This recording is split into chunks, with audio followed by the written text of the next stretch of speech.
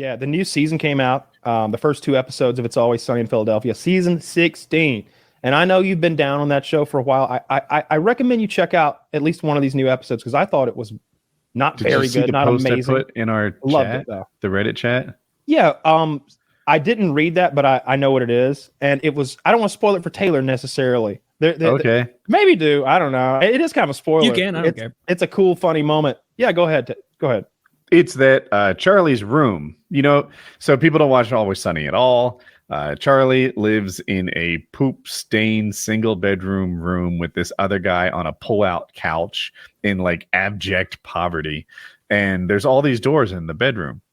On Reddit, 7 years ago, somebody theorized that those other doors lead to a spacious 3-bedroom apartment, but Charlie just put things in front of the doors and never really explored. And it turns out that he nailed it. Yeah, Charlie lives in a really nice 3-bedroom spacious apartment. That's hilarious. Frank is like, "Is this a toilet?" He's like, "Yeah, but it runs and it's loud." He's like, "I piss in a can." Charlie. He's like, "Wait a minute. What's behind that door over there?" Nothing. Oh, Charlie. And he starts moving shit out of the way. And it's a huge bedroom. It's big bedroom. And it's pretty good episode. But that's not even the funniest part of that episode. I'll have to watch the season. The gang looks pretty healthy. They're all in their 40s. They look quite good. They have started face tuning D this year. I don't know if they're using it on everyone, but it's super obvious. If you know what D looks like, or if you watch the podcast, that ain't what she looks like. Is it possible she's using a ton of Botox? No. Okay. I mean, they're face tuning her to make her look better. It's not like a joke to make her look older or something. No. I know. I literally, when you said they're face tuning her, I'm like, oh, I think the joke must be that like they're all getting healthier, but D is aging badly. Like that would be pretty funny.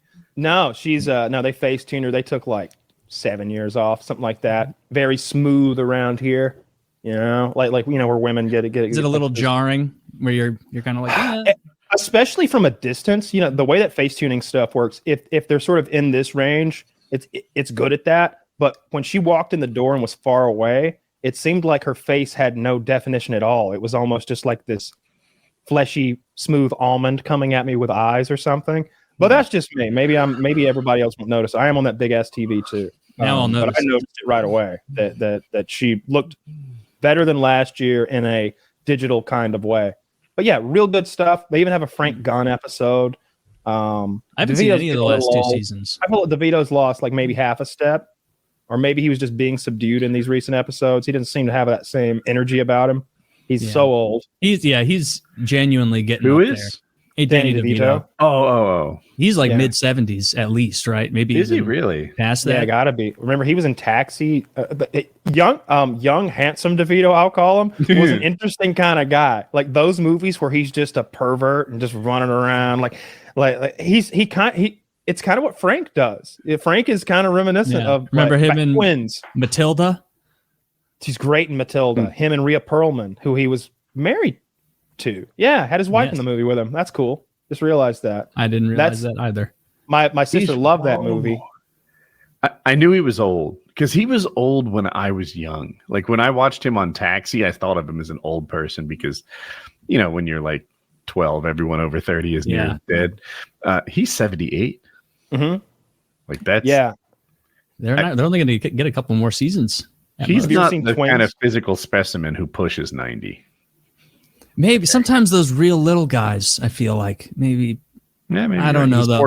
4'10". Is he? I hope he's not I as hope fat when as he used dies, to be either. I hope when he dies, it's written into the show. I hope they have time to do that, and that their inheritance is like a slap in the face, like the Christmas episode from season 1 or 2, where he gets the Lambo for himself, the Gucci bag for himself, and then he's filling it with his treats that are getting all melty in there, like. That's how the inheritance should be treated as well. You think that should be like the end of the series is Frank dies and they're all back in their bar with no financial prospects, exactly where they were 20 years earlier? Yeah, pretty much. The bar was paid for by Charlie. That was a fun flashback video. No, I like the show a lot. Even the later seasons, they're not as good as whatever the heyday was, seasons 5 through 9 or something. But I still like it. If Charlie got all the money, I think there'd be some plots to be had there. Yeah, I don't want to spin off though. The show isn't the show without Danny DeVito.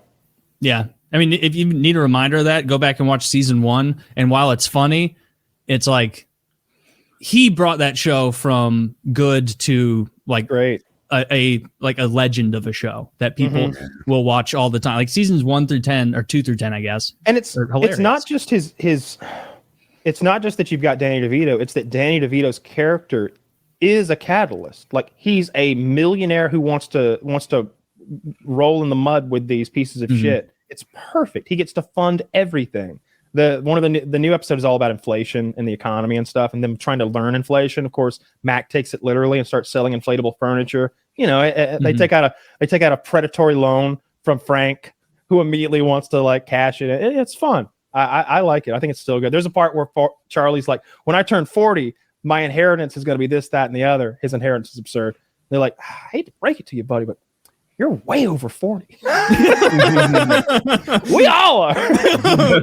He goes home. He's like, Mom, did you know I'm over 40? She's like, no, not my baby Charlie.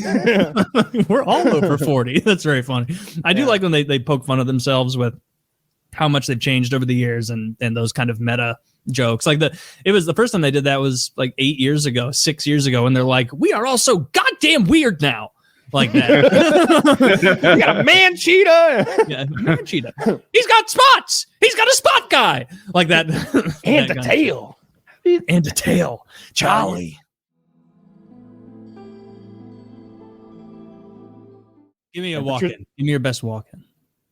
The Foo Fighters. That's my favorite. He was on SNL and he asked the Foo Fighters, he's like, do I put the accent on the Foo or Fighters?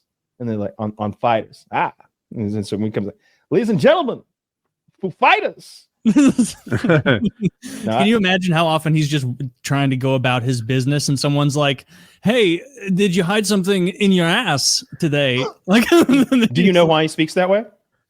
He had a stroke. Long ago. I don't remember exactly what he sounds like. His parents were immigrants. His parents were immigrants who did not speak English. From where? A country where it's just them? Like, no one else sounds like that. They had this. He learned English from someone who barely spoke English, and they had that pause and like deliver sort of effect to their wherever they were from. I don't know where. I don't remember. One of the stupid countries, I'm sure. And so that's why he speaks that way. Okay.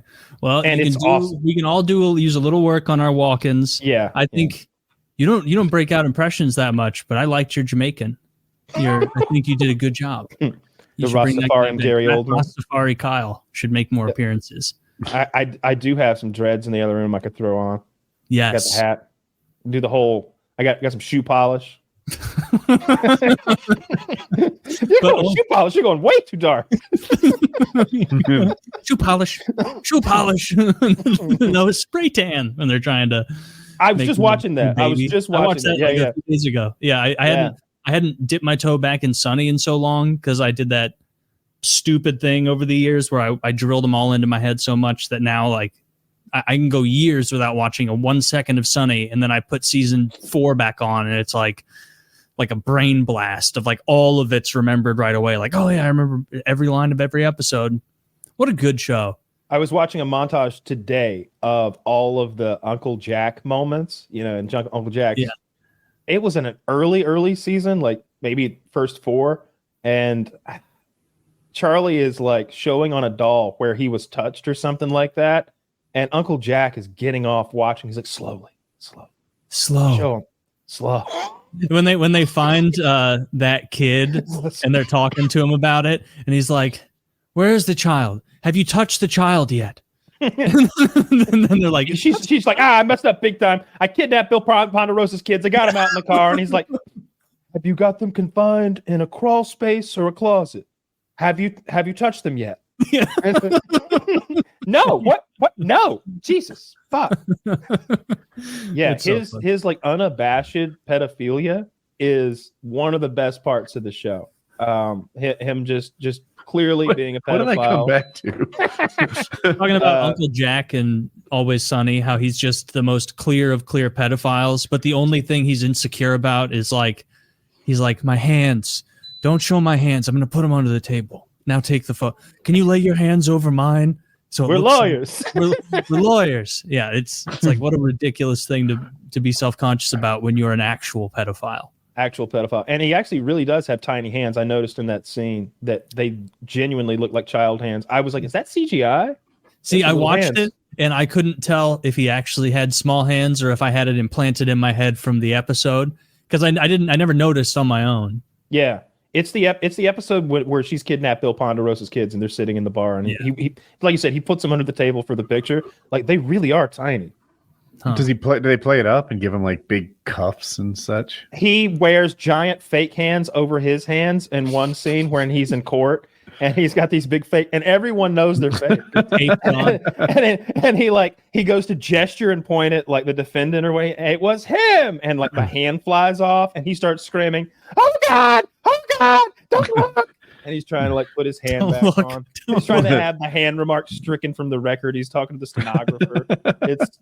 It's fucking great. That like I told you a few times, but the newer seasons or the last season was good. It was a throwback to previous years. It was cool to see because a lot of the shows that we've been watching for 15 or 20 seasons now have kind of lost most of their zest. Yeah, they're not quite the show they used to be. But so it was nice to see them have a bit of a resurgence. Yeah, South Park, Family Guy. I've watched new Family Guy and thought it was okay. I thought it was okay. The Simpsons, obviously, you can look at the IMDb graph. You can see like where the decline is, and it's obvious. It's they lose writers and they run out of ideas, and then time.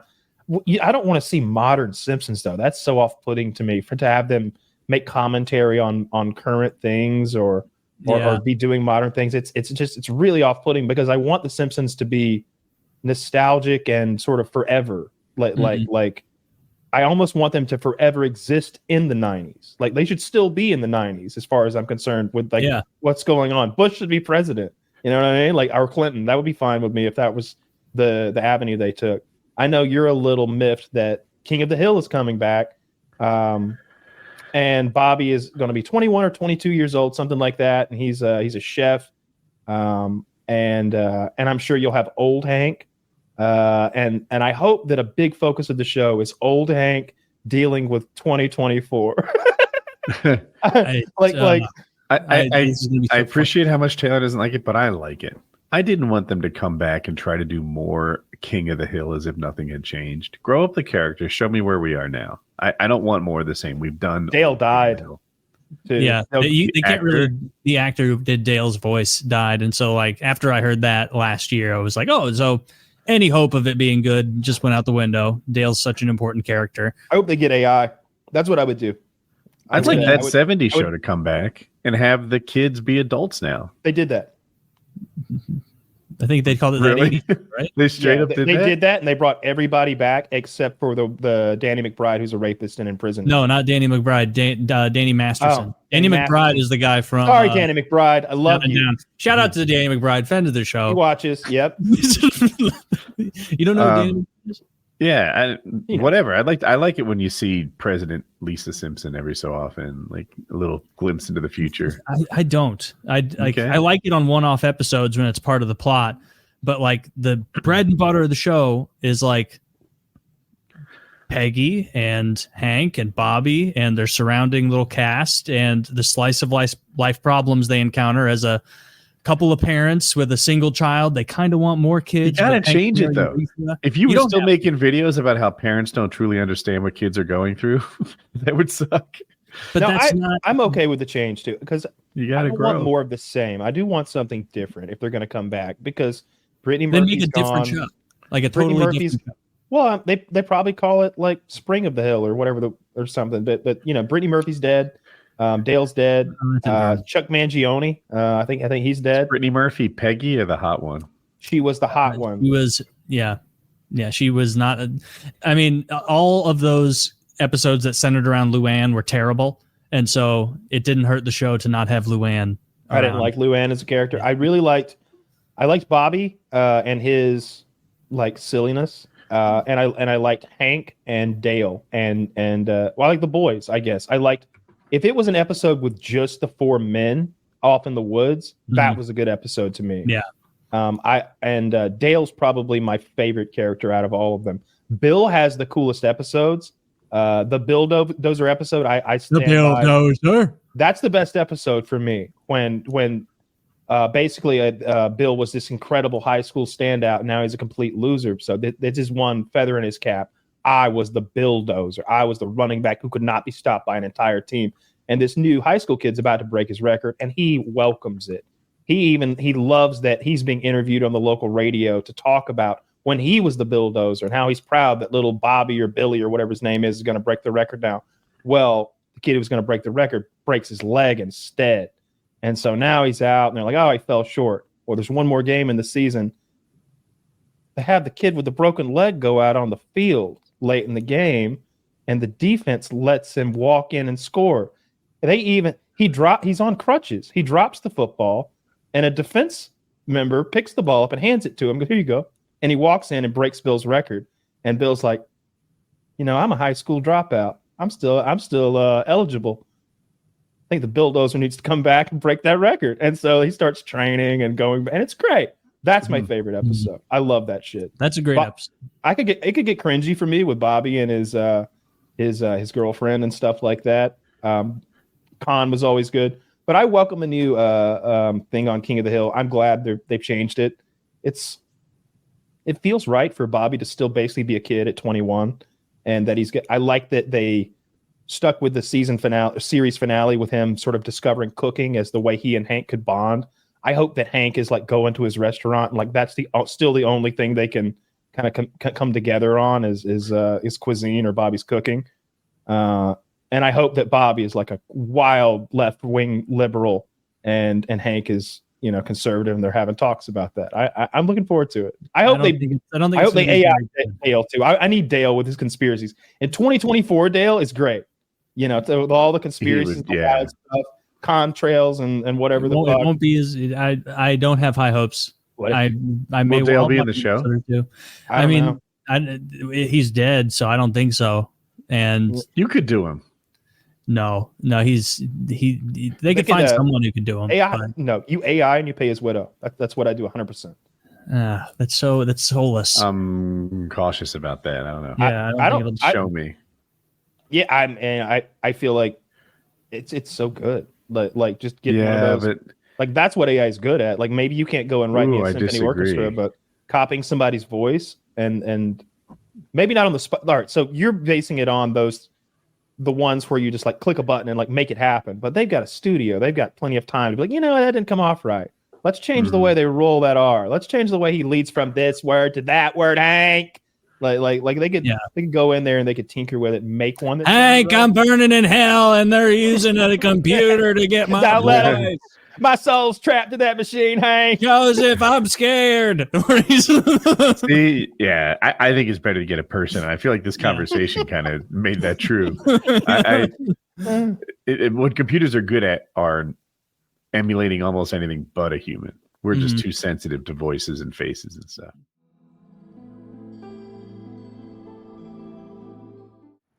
I still haven't watched any, aside from the first episode of either Sunny or Archer from this year. Like really? Neither one of them. Or no, wait, I've watched the first 3 episodes of Sunny, I think, and that's it. You didn't watch Sunny? No, I didn't really keep up with it this year. I kind of lost. It's always Sunny in Philadelphia. Yeah. Huh? What was it? A good season? Do you think? I kind of just realized that a couple minutes ago. Like it's kind of trailing off. But this is the season where the opening one they were like. They did Oz or something it was a musical, maybe.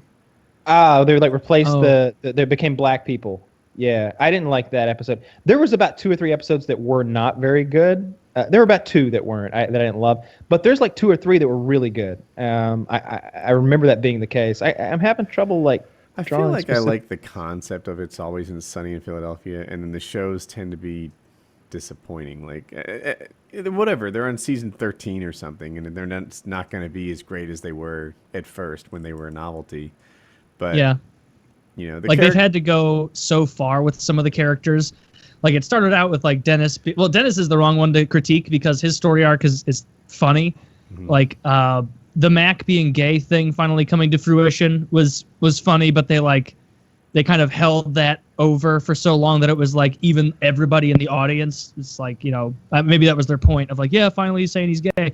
But Dennis starts out the show as just like a womanizing asshole. And by like season 7, he's like bordering on serial killer shit. Like, God damn it, D, if you say one more word, I'm going to dice you into little pieces, and I'm going to put those pieces in a box, and I'm going to put the box in the freezer.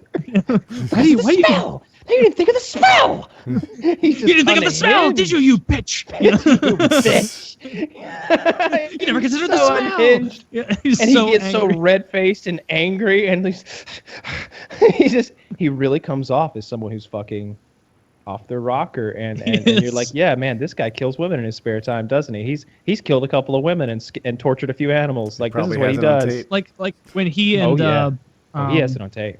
When he and Dee are tracking the waitress like 7 seasons ago or whatever, and they're like getting into the shoes of the killer, but like the way that they're like masquerading around, and Dennis is like, yeah, we're gonna storm in the bathroom, we're gonna get her, we're gonna tie her up, and then you'll use that axe. And Dee's like, yeah, but what are we really gonna do?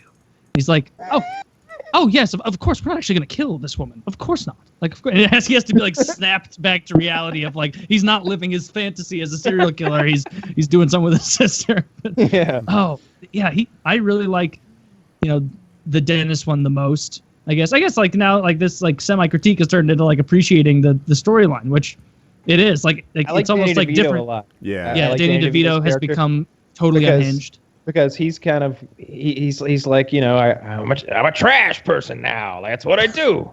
He's like just kind of like thrown off this life of riches and class, and he just wants to be a street person now with Charlie. Yes. and go into the sewers. Charlie. Charlie. Yeah, for my Magnum dong. Danny DeVito. I'll play is Nightcrawlers with you, Charlie. Yeah, Danny DeVito is awesome. He really does make that show. It wouldn't be as good of a show without him. I mean, they started without him. It wasn't as good, right? It did exactly. Yeah, season. I don't. When I go back and rewatch occasionally, and season 1 doesn't make the cut, I usually don't watch it because Danny DeVito's not there, and he's kind of the, Charlie calls himself the wild card, but the real wild card is Frank's money injected into the thing. It's like that allows the plot to move along when normally it wouldn't, because they never have any customers and they're not making money, and so like it doesn't make any sense for them. And then the one time, like, do you ever watch stuff in shows and then get upset by how badly situations are handled? Like, you put yourself in the real life version, like when it may have been the first episode of Sunny ever, when Charlie or Mac wants to prove that he's not a racist, and they find the gay black guy who's like the club promoter, and he gets tons of gay dudes to come there and really pimp the bar out and make it super successful. And then like you just watch over like the course of 7 minutes at the end where they, Charlie says awful stuff to the guy's sister, and then like by the end it's like, we don't want you here. Take all your money and your gays and get out of our bar. Get out of our bar. Out. That kind of shit that Dennis was starting to do. Like, I don't know, that watching that episode again almost upsets me, where it's like, oh, your life could have been good. You could have had a good gay bar life. Dennis would have been happy. By season 3, he'd have been gay because he loves attention so much. Like, it could have been something. Mac would have come out much quicker. Pretty soon it was just Sex in the City, though. So I guess it's good that didn't happen.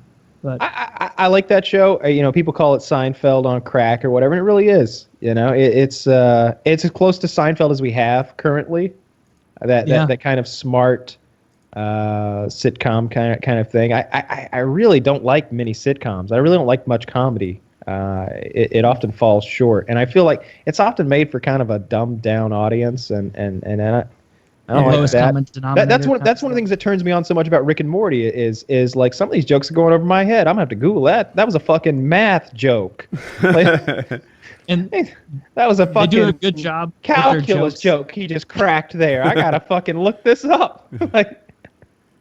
What was that thing that Rick does when he's like, yeah, you're like a real Rick Van Winkle when it comes to this stuff, right, Morty? Right, like Morty? Tumley Tullerson. Yeah. Oh, you like that Bing Bang Grumble reference, do you? Yeah. I made it up. Think for yourselves. Don't be sheep. He's like, it's like I like that. Like I made a video on my channel like 6 years ago or something, like about making up words and using them in conversation to see if people like agree and don't call you out on it. To, like just to kind of be a dick. The one I thought of that I would use was retendus. Doesn't that sound like a real word? It does. What would it mean? Retendus, it means like out of this world, get out of here, you're crazy. Like what a retendus action, like that kind of thing. So you would just slip it in and be like, what do you think of that like math test? It's like, I studied for most of it, but God, that like short answer section was retendus. And they'll be like, yeah, I know. And it's like, oh, do you know? Because I made that up. You know, like, I thought retendus, I don't know why. I just figured it was going to have to do with like pulling something in and containing it. Like something that's retendus would be like a balloon filled with water. You know, it's just a little retendus. From the retention sort of root part of the word, maybe, yeah. Here, it's on Urban Dictionary from 2010. Really? The act of creating a word and using the word in presence of someone who believes itself to be a smartass and to later on find out that using the word is not a real word. So, that's literally what retendus means? According to Urban Dictionary? Well, I mean, someone put this up after I made my video. Like, as a joke, to put retendus in the Urban Dictionary, meaning that it's a word that you say and under any implication, I guess you could say, like, because it's not a real word, so you can use it for any meaning. Like that was retendus. What an awesome party! Like you can fucking use it for anything. The whole point is you try and bait somebody into saying it in a time when you're around in their context. You know, so you just it's deep level bamboozling. Haven't done it in 7 years since high school. Yeah, because it's just not that entertaining. I guess this was after high school. Whatever. Anyway, sorry. Did you see how many episodes of It's Always Sunny that they've removed from streaming services? One. Am I wrong? God. Yeah, you're wrong. They removed D-Day and they removed the Lethal Weapon episodes. Lethal Weapon is the blackface one, right? Yeah. Lethal Weapon is blackface. D-Day, there's a part where they're talking about doing a black voice, and I don't remember which character does an awful black voice, but then Dennis jumps in with a perfect black voice, like not even a stereotypical one, just like, yeah, it's a black man. And they removed that episode as well. You can't do impressions now. Fuck, I'm out of luck. Yeah. Don't you guys act like these protests aren't getting shit done. Yeah, it's getting done what we two want. episodes removed, twice as many as I was aware. Well, you're gonna have to like. I prefer the was it the HBO Max version now, where they put basically warnings in front of the content, but then they leave it up. I don't know why they don't just do that for all this stuff. They just put warnings in front of it and be like, "Hey, this is kind of racist." I agree. That's the way to go. Yeah. That reminds me of like Cinemax, like when you're a kid and you're cruising late at night after your parents go to bed and you turn it on and it's like, it says like violence. You're like, bummer. You like go to Cinemax Plus and it's like violence and adult situations. You're like, oh yeah, this is the one. This is the one. Crack the Mountain Dews, boys. This is the one. Back when Game of Thrones would like, when everyone loved it and it dropped, I just get so excited when there were good like 6 of those deep. Like you're telling me there's violence, nudity, adult situations, and profanity. The full house. Get my root beer, boys. Yeah. Yep. Yeah, bad language is the one that is lame on there. You can find that everywhere. You're right. It says bad language on it. Come on, that's not. It says no. It says naughtiness. It says profanity. I mean. General naughtiness.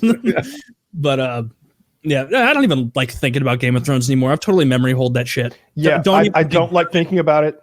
Like it was.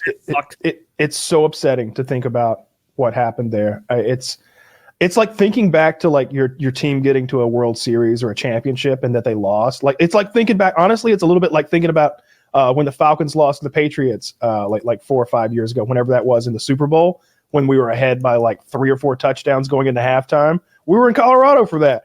I remember Taylor was like, well, Kyle, congratulations.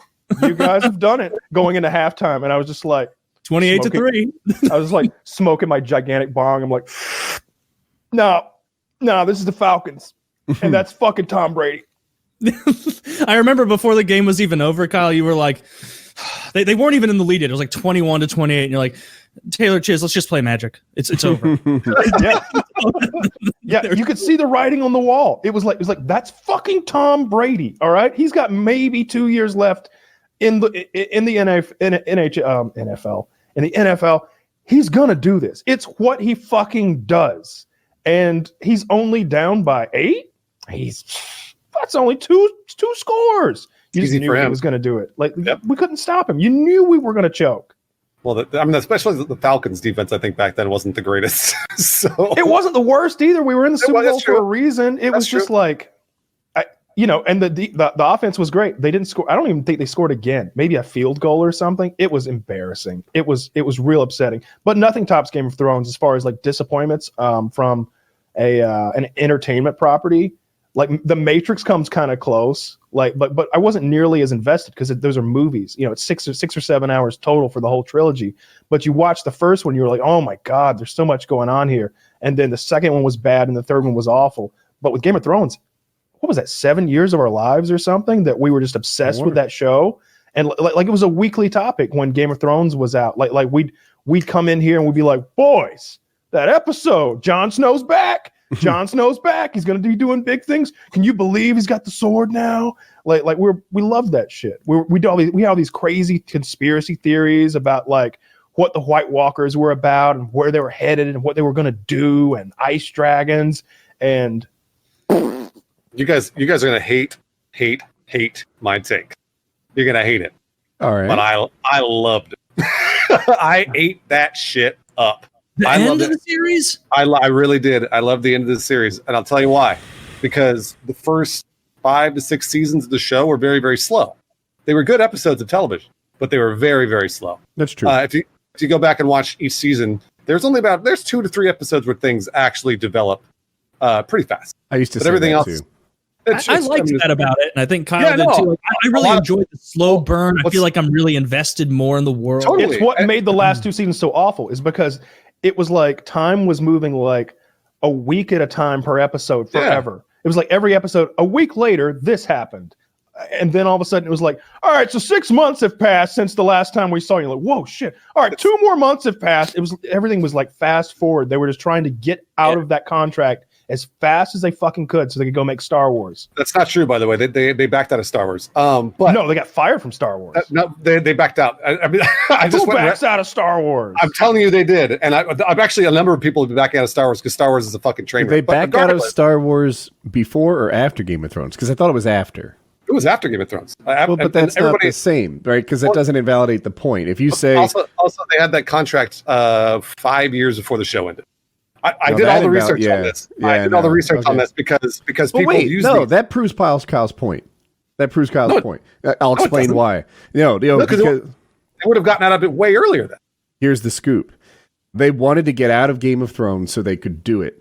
And then it wasn't until they got out of Game of Thrones that they didn't do it, right? So if they had got out of Star Wars before the show was over, then you'd be right.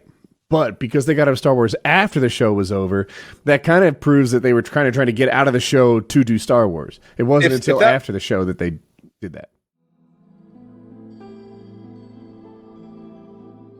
I was in, here's going to be a little Hollywood one for you. I was in Beverly Hills the other day, and I saw Jason Alexander from Seinfeld, right? George from Seinfeld.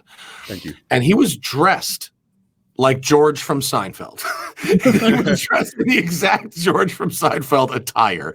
And he looked he has not aged one day. He looks exactly like he looked 30 years ago. He looks and really still good. probably has the same wardrobe. Is he all the way bald yet?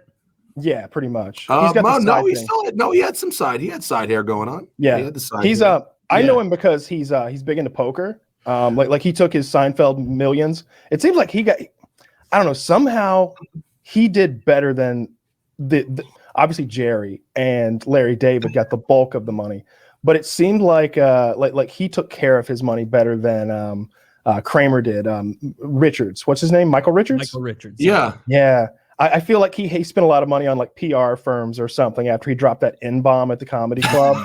I think that's where all his money went. Did he have to do much PR? No one was Googling Michael Richards at the time. Oh, It was a problem. Yeah, they were, because the issue was like that happened like it went viral months before. It was one of the first viral things because camera phones just had occurred, or he wouldn't have done it.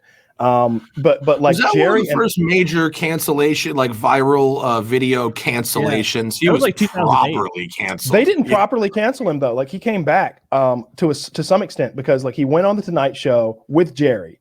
And I'm sure Jerry was like, "You're coming on the Tonight Show tonight, and you're fucking apologizing." He's like, "No way, Jerry!" And he's just like, "No, you absolutely are, because me and Larry are about to make $250 million off these goddamn DVD sales. And if you want a fucking modicum of fucking money out of this, if you want the scraps, you're gonna come on there and you're gonna apologize, bitch." God. And he did. He comes on and like, it's hard for Michael Richards not to be funny. Like because he's just really if you watch Seinfeld, he's a comical guy. He can say almost anything and it's funny. Almost anything he says, just like he's just got such a fun way of like communicating. And like he's on there and he's trying to be like the straight man and apologize for saying the N-word. And Jerry's and he's like, I'm I messed up. And but the way he said I messed up, it just sounded like a Seinfeld episode. Like he was describing like accidentally getting dumped in the ocean. Was gonna come in. Doom, doom, doom, doom. Yeah, I messed up, Jerry.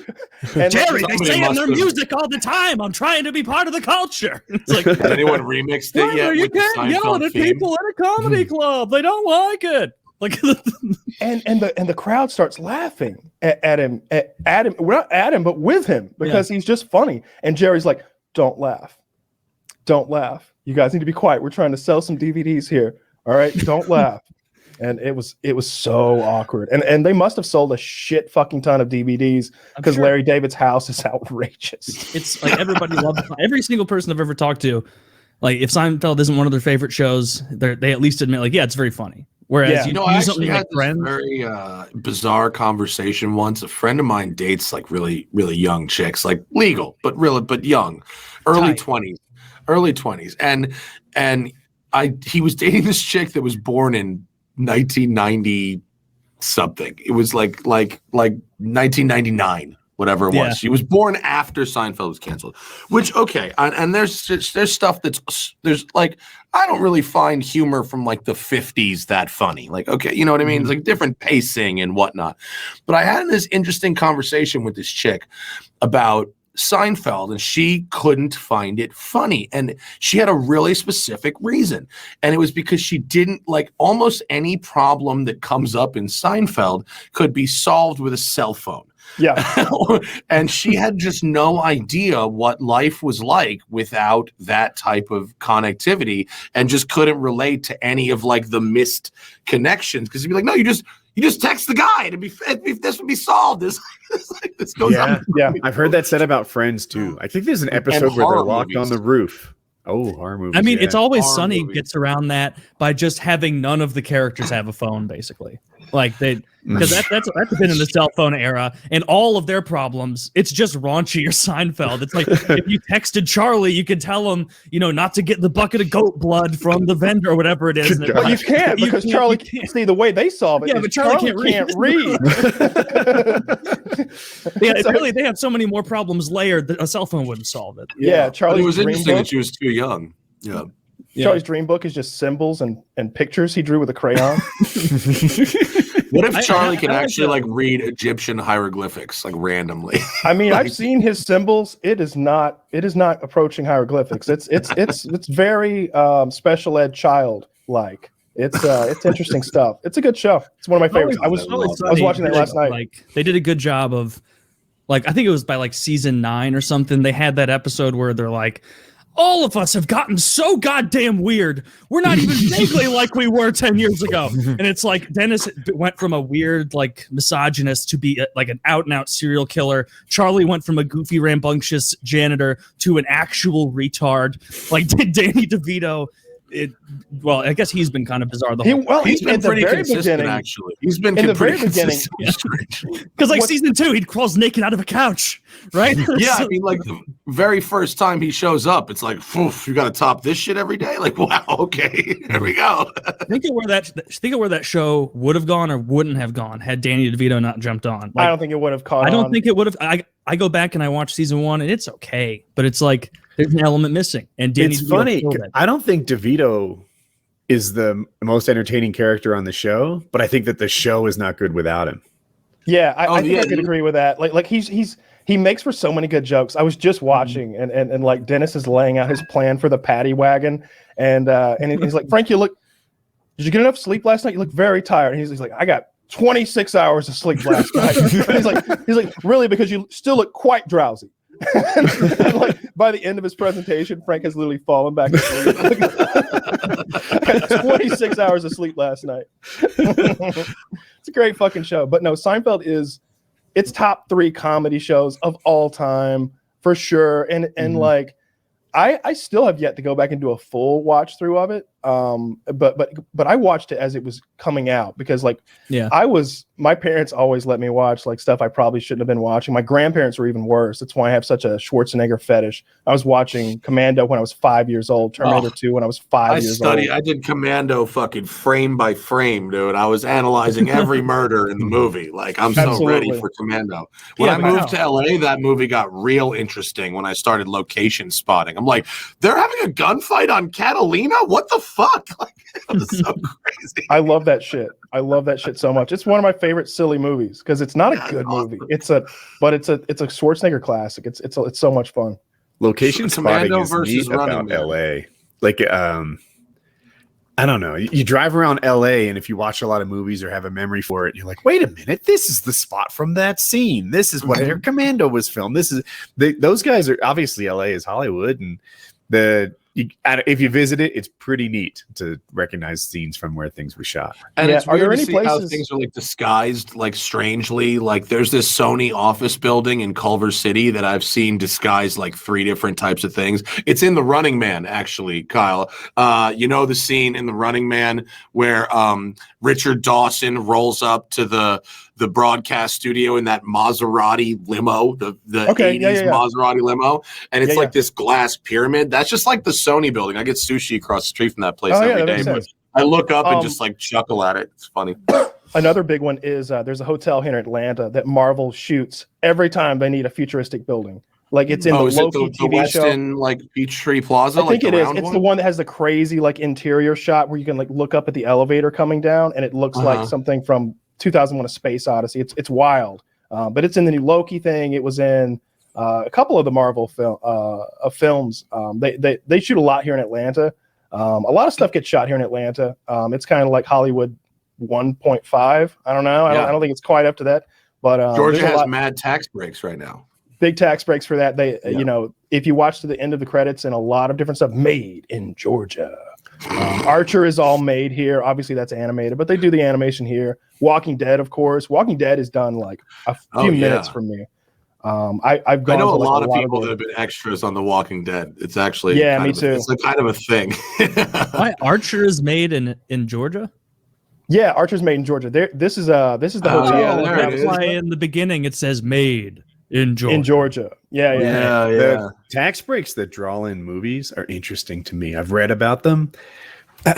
So making tax breaks to bring businesses in can be smart, right? Because you bring this tax break, Apple comes, and Apple's there for the next 25 years, and it turned out that it really helped your community. You've got all these great jobs.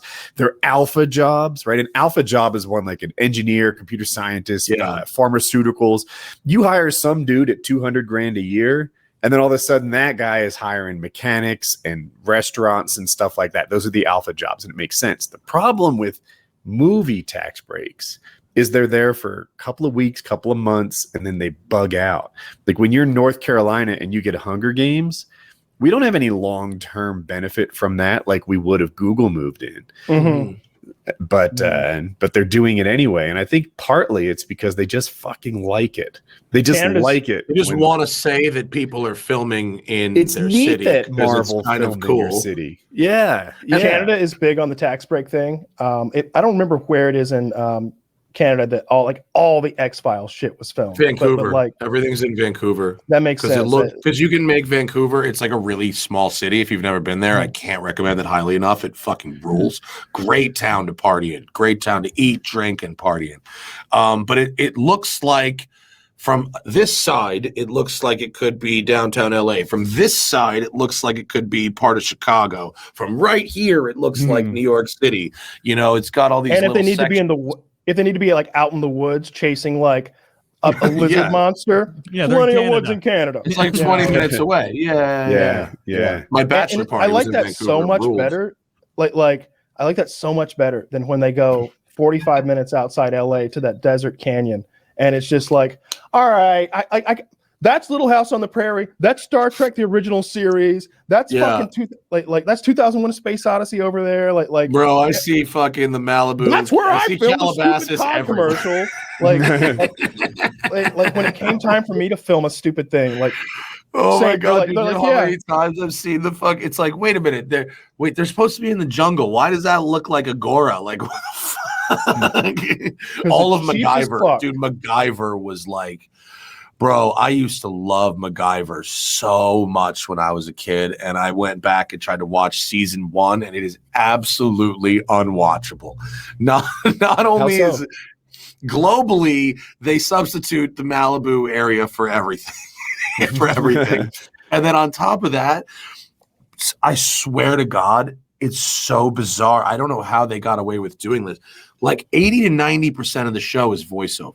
Like it's straight voiceover and like random B-roll that they just like bought. Yes, it's so weird. I haven't watched. I didn't go past season 1. Maybe by the last season they got some money. So, and is it voiceover people talking or voiceover and you don't see? No, it's MacGyver. It's MacGyver narrating a story, but it's just like, you know, a shot of a helicopter flying over a jungle, and he's like, me and Petey were there in the war doing this and this and this, and it's like that goes on, like that takes up like this much, and then there's like this much actual MacGyver like doing things, and then it's like back to some crazy voiceover. It's just wild that this show got made like this. It's so I think that his tricks got a little repetitive. Like the guy always carried bubble gum and aluminum foil in his pocket, a paper clip, and they always locked him in his supply closet. Like, come on. But imagine the writer's room though. Wouldn't it be fun? I mean, imagine just sitting around getting high and going, all right, what are we gonna make this fucking guy do today?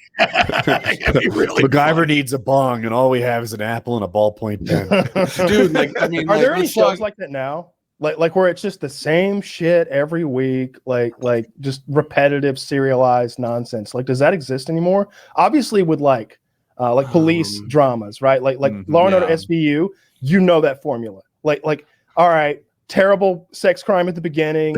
Bum, bum, bum, bum, bum, bum, bum. All right, we think it's this guy. It's obviously this guy, right? No, it's not. He's probably done something, but he didn't actually do what we think. And then the witness. Oh, but a can't B-list talk about- actor has appeared. It's definitely him. It's whoever. Wait, It's whoever. is that it Matt said- LeBlanc? Is Yeah. that Matt LeBlanc's the rapist? I guarantee it. At the end of the intro sequence, when it says special guest star, it's like that. That's him. That's the rapist. Yeah. All right, Yeah. I'll wait It's for like Christopher Gotham was Walken to like come that. out because he's the diddler. I didn't see Oh, you know what's Gotham, fucked up? I swear to God, is that me and my wife watch every single episode of fucking SVU. It's really It's a good show, man. I watch. It's garbage now. They're really everything is reaching. They're reaching for. Is it still for going plots on? everywhere? Really?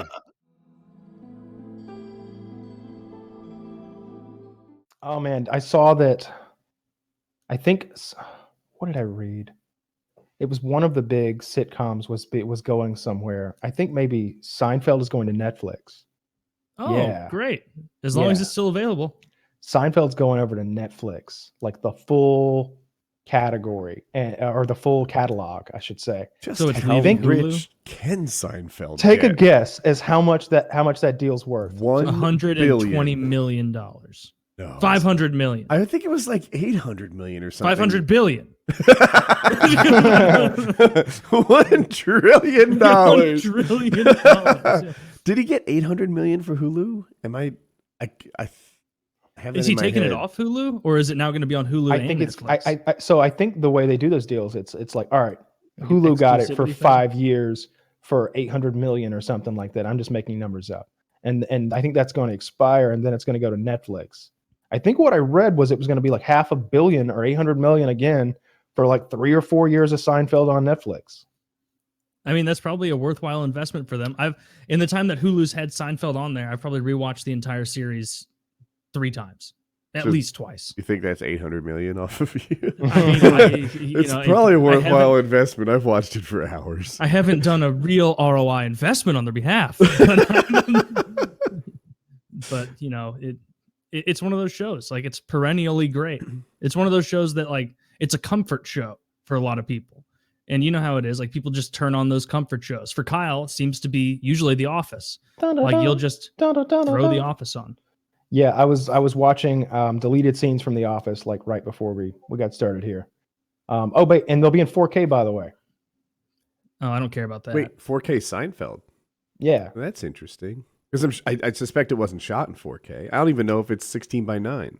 Well, if you shoot in film, then it's well over 4K. So they just process it through a thing and it comes out. They actually have to downgrade it to get to 4K. Film goes bad. I wonder how that film is from 20 years ago. Well, I mean, they turned Lawrence of Arabia into 4K. You know, from like when did that come out? 50s I just suspect most of that happens 50s. digitally and they sharpen it. And No.